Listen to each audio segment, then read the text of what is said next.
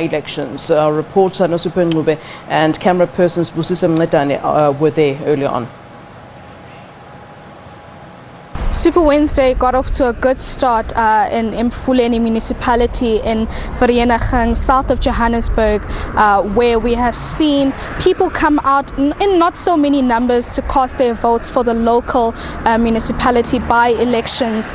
We started off in one of the wards, Ward 16, which is a DA-led ward, where we got a sense from the community there as to what their expectations are. We started off in Rustaval, an area there in Vereeniging, where we spoke to members of the DA as well as the ANC and the EFF on their feelings about the by-elections today, what they're expecting, the work that they have done leading up to this moment where communities and residents will have the vote and the power in their hands to make the decision for their next municipality leader.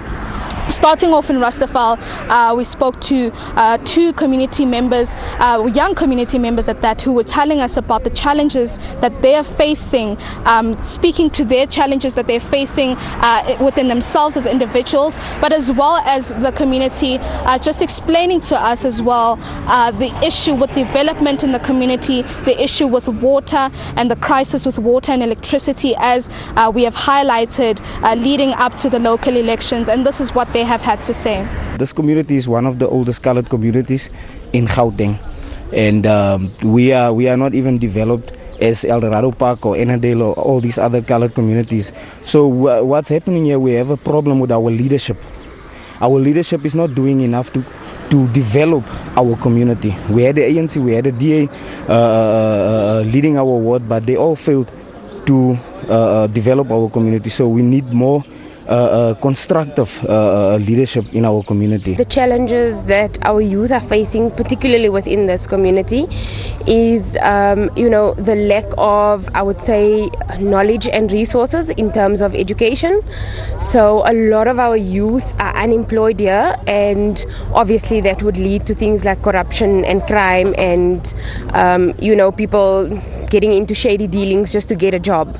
And I think for what I would like to see is that the government come here and address our people, especially our youth, and speak to things that are pertinent to the youth. So we are busy with our clinics currently. There's projects running for the new high school, and what I would like to also see with our library is that we have a 24/7 internet cafe. We made our way then to the other part of Vereeniging, and that being Everton, where we saw at Ward 43 not so many people as well making their way in to cast their votes. I managed to speak to one of the IEC officials who indicated to me at that one voting station, being one of the 5 in Ward 43, about 1,000 people were expected to make their way there, and as of about 10 o'clock or 11 o'clock in the morning, only about 50 odd people had come in to cast their vote.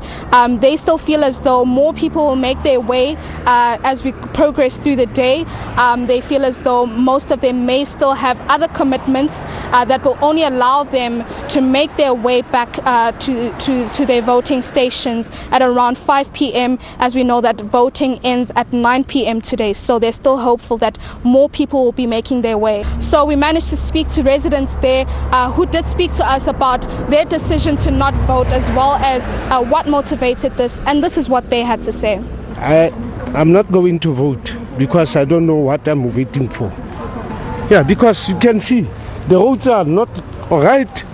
Where we live, we're staying, it's like this. When it's raining, it's like this.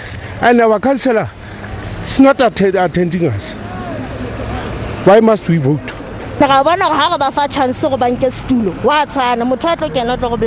re tlo letsetsa eng re tlo lefa eng ka mora nako ha ona nix ntho e tsalang jalo ho molemo ga re iphilela re se ke ra ba voutela ka nix ha ona nix ntho re tholang ha rena mesebetsi ha rena matlo ha ona nix ntho re tholang.